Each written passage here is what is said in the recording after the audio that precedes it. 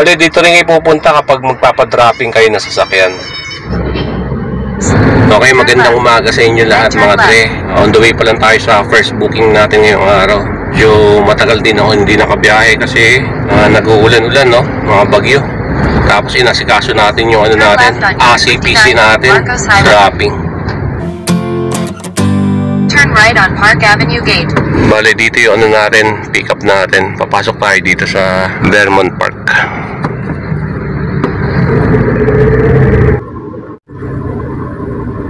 Lagi natin check kung GrabPay o cash. Second booking natin. Bale, balik ulit tayo kung saan tayo nang galing kanina. Sa kabilang side medyo traffic. So maaga pa, lumabas tayo ng bahay mga 7, mga quarter to 8, 10, mga ganun. So nag-expect tayo na makakarami tayo ngayon kasi maaga tayo nakalabas ng bahay. Sana hindi tayo matraffic, pero wala, kasama na yan lahat ng oras traffic. Kesa tanghali tayo bumiyahe, agahan ko na. Ewan ko ba, hindi ko alam kung anong oras talaga magandang bumiyahe. Natry ko na tanghali bumiyahe, traffic. Umaga, traffic. E di agahan na natin. Okay mga dre, kakababa lang ni sir. Dun siya nagtatrabaho sa Country Fitness. Kinuha yung number natin, no? Para daw, kung sakaling pupunta siya sa mga probinsya. May mga rin siya, pinupunta siya sa mga dao, yung mga ganyan, Tagaytay. Habang hinihintay ko daw siya, pwede daw ako mag-gym. Sabi ko, hindi na sir. Sobrang baka mapagod pa tayo. Hindi, habang hinihintay daw siya eh. Bali, ibig sabihin, kinuha yung number natin, no?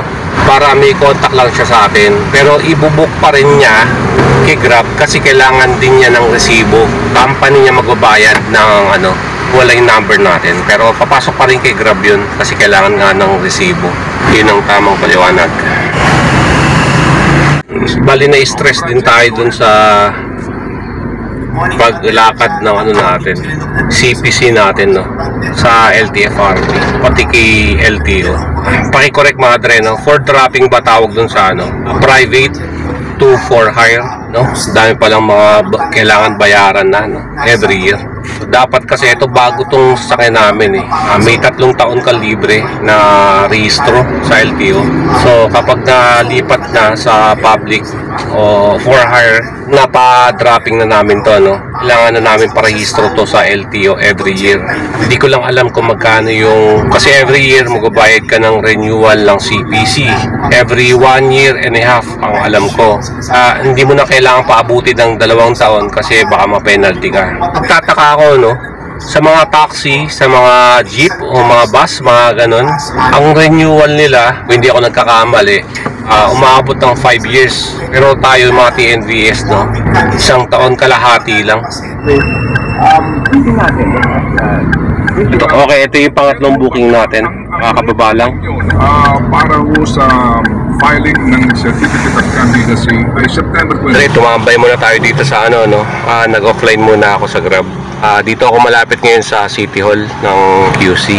Kakain muna tayo ng breakfast kasi hindi pa ako kumakain ng breakfast natin. Kakatapos lang natin kumain, mga dre. Wala, obligado na tayo magbayad ng percentage tax every 3 months, no? Tapos income tax every year. Gano yung kinikita natin.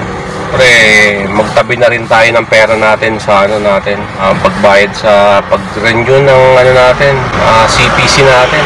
Napaaga na rin yung natin, pag-rehistro natin ng sasakyan. Dapat 3 years tayo libre, no? Pero hindi na mangyayari yun. Nalibre lang tayo ng mga 1 taon. Next year kailangan na natin magparehistro ng sasakyan kasi for hire na, public. Ganun talaga. Lahat pinagdadaanan to. Kailangan din natin talaga magtipid-tipid lalo ngayon. Dami na natin babayaran. Baka may mga hindi pa ako nasabi na dapat bayaran. Diba, mga dre? Yun, may booking tayo, mga dre. Okay, lang natin kasi kakahiga lang natin. Bali, ito yung pang-4 na booking natin, mga dre, ngayong araw. Bali, dito na ako nagpahinga, sa Maginhawa. Sa 800 meters papuntang pick-up location. Yung mainit yung araw ngayon. Balita ko, mga dre, may paparating na bagyo na naman daw. Buwelo na si haring araw ngayon. Hindi ko lang alam kung dito sa tapat yun eh. Baka ito sila. Okay mga dre, binayaran na tayo. Dito natin binaba, no? Hindi ka Pilipino. Hindi totoong lumaki sa farm. Bale, papunta na tayo sa ano natin, booking natin. Sino ko kinakabahan mga dre, tirik yung araw. Paano pag umulan na naman? Baha na naman. Wala tayong magagawa. Sana tapusin na yung mga ginagawang kalsada ngayon para ma-open na yung mga drainage. Bale, dito tayo papasok. May subdivision. Grabe yung truck, oh. Hindi na professional yan yung mga ganyan. Hustler na yan. Talagang baling-bali yung katawan oh. Ang galing ng mga driver ng mga ganyan. Saan kaya yung natin? Sa gitna kasi itong kalye na ito nakapin Subukan natin dito sa kabilang kalye. Bali, in-open ko na yung mga dala yung saver natin. Kasi kanina, tagal pumasok ng booking Sasakay. Hindi po, pare-pareho po sila. Sa labas ng selda, hindi pa rin naging Po, nagbabalan po ako dito malapit sa kabilang mga condominium. Balang na natin, pasahero natin.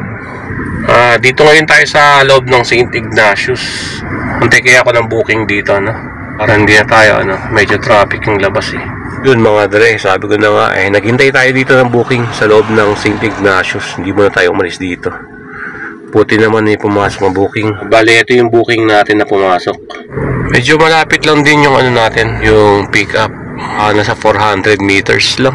Buti pala naisipan natin tumambay dito sa loob ng St. Ignatius. Paglabas dyan, katipunan na yan. Okay, dito na tayo sa pick up location. Dito ngayon tayo mga dress sa Shangri-La. Shangri-La Mandaluyong. Medyo matraffic talaga kahit na ganitong oras. Alas 12. Hanap muna tayo ng natin, makakainan natin. Time check tayo na mag-aalaw na. Ito yung mga dre, hindi tayo na magpas Dito yung pick up natin ngayon sa Sonata. Grab, pick up. kanina po. Kay Sophie. Papunta tayo sa karinderya na natin, bibili natin. Bibili natin ng ulam. Naka-online tayo. Parang ito siya. May mga dre, kita-kits tayo sa drop off. Okay, kakababa lang ng pasero natin. Hanap muna tayo ng dito. Wala namang dito Ang alam ko lang may mabibilan tayo ng ulam sa may lang, Makati. So bahala na. Ikot-ikot lang muna tayo dito sa BGC mga dre. Bali dito na tayo sa pick up location. Masa na yung pasero natin. Hazard ko muna. Okay na po. Masaya ako nung na-release yung CPC nga. Pero nalungkot din ako nung nakita ko ang daming inaasikaso, ang daming babayaran Ay nako. Mas okay sana yung puro renewal tayo ng PA. Kasi pag PA, hindi tayo obligado magbayad ng ng tax. Yung mga nagbabayad lang ng mga tax mga dre, yung CPC nila for renewal. Time check tayo. Kakababa lang. Sa Makati tayo ngayon.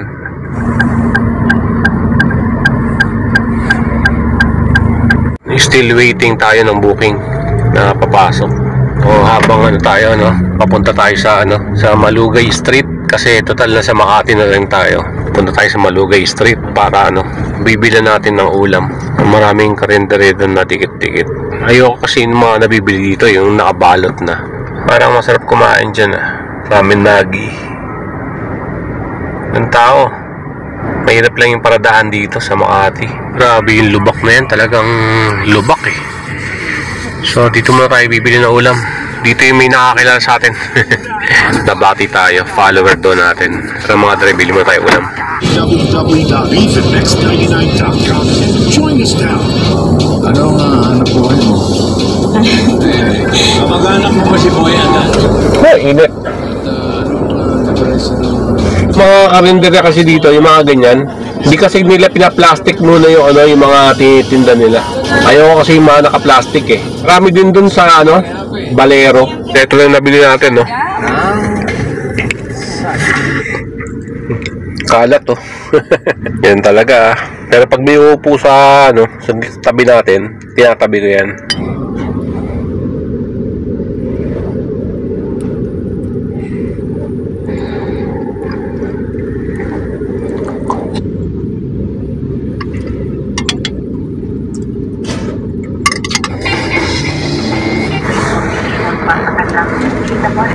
Mukhang malayo lang.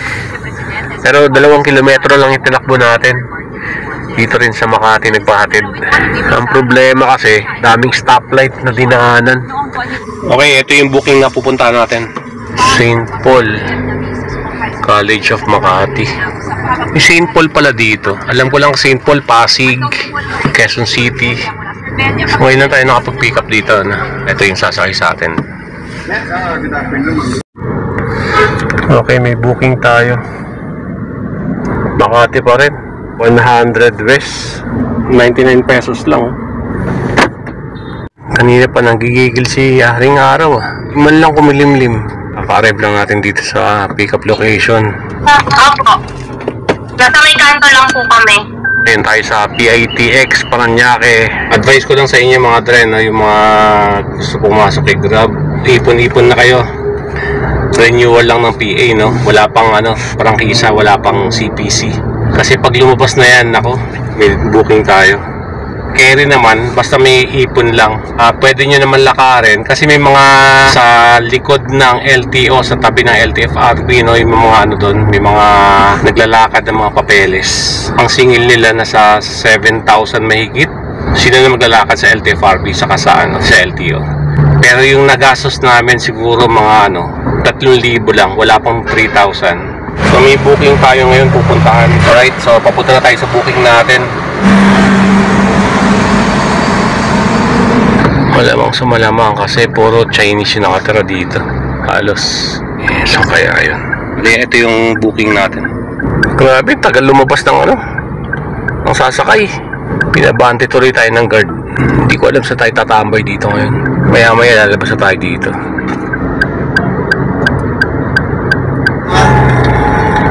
Isip mo lang.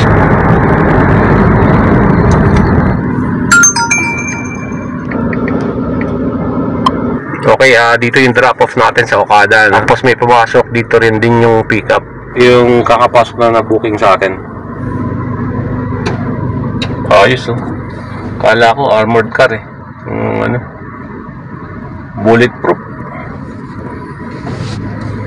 Ganun yung kay sa ni Robin Padilla. Kakababa lang din. Kakarating lang natin dito sa Ross Boulevard. Okay, dapat doon natin i-drop yung pasahero natin. Pero dito na nagpa-drop off. Sakay ng jeep. Bali, tumbok nun, mall location na. So, doon na tayo maghihintay ng booking natin. Okay, time check tayo, 7:03. Dito na tayo sa, sa Taft. Green Residences ba yan? Doon kasi natin na-drop off yung pasahero natin. Uubusin ko na lang siguro yung my set destination mga dre. Nasuwi na tayo. Isa nagamit ko na kanina. So, 3 na lang uubusin ko. Set destination tayo pa uwi. Tapos siguro babalik ulit tayo dito mamaya sa Taft. Tapos gagamitin ulit natin pa uwi ng bahay. Yung isa. So 3 lang yun. All goods na tayo dun. Yung natin. Biyahe natin ngayon. Tapos bukas naman ulit. Pa-pick up pa lang tayo ng pasahero natin. Kanina pa tayo dito. Ang bilis ng stoplight dito sa Pablo Campos Sr. Ang kabilang side yung Kenny Rogers. Siguro ang haba na ng pila nito. 10 seconds lang siguro. Yung left turn. Malamang sa malamang dumadaan din kayo dito. Yung kabilang side yung Starbucks, malapit na tayo sa pick up location Mga ilang sasakyan lang. Ayan, yari kayo dyan. Ito yung booking natin, kaka-drop off lang natin.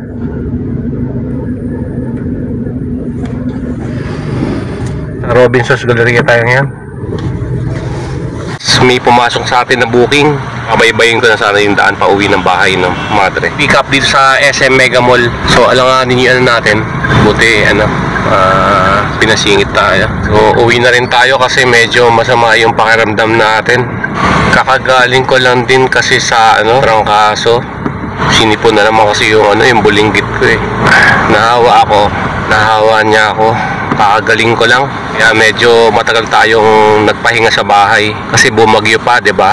Buti hindi pinasok yung bahay namin ng bagyo. Konti na lang Nasa garahe na yung tubig Papasok na sa gate yung tubig uminom ako ng gamot ngayon. Makikita niyo naman sa boses natin Hindi pa tayo talaga fully recovered. Pinilit ko lang talaga bumiyahe ngayon. Halos 1 linggo tayo hindi nakabiyahe. Kasi yung bagyo, 3 araw yata yan, no? 2 araw. O 2 araw, baha pa rin yung labas ng bahay namin. Grabe, kaya hindi ako nakalabas. Ang bagal, humupa ng baha ngayon. Hindi tulad dati, pag nagbaha.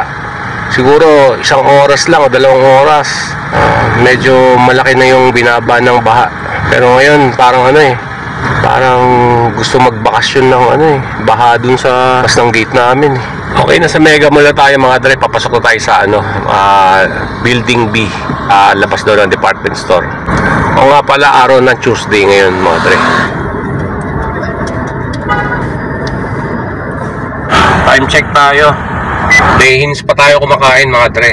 Mag-alas 10 na, uwi na tayo siguro pag walang pumasok na booking. Pero pag may pumasok, tanggapin pa rin natin. Nakaset destination na pag pumasok yung booking, siguro hanggang Marikina lang yung hatid natin. Okay, ito na yung biyahe natin kay Grab. Naka 20 bookings tayo, 3-9. Wala tayo nadaanan ngayon na medyo mura-mura na gasolinahan. Bukas tayo umaga, pagas, dun tayo magpapagas sa malapit sa bahay. Diyan kasi tayo madalas nagpapagas, Shell, tapos Uni Oil. Hindi tayo nagpapagas sa iba-iba. Siguro pag-aralan din natin na para dumami naman yung kita natin, lumakas yung kita natin. Pag-asalan tayo sa mumurahin na gasolinahan. Bili muna ako ng mantika. Munti ko na nakalimutan. Pinapabili tayo ni Commander. Okay, kakabili lang natin. Very good. Diretso tayo magpagas.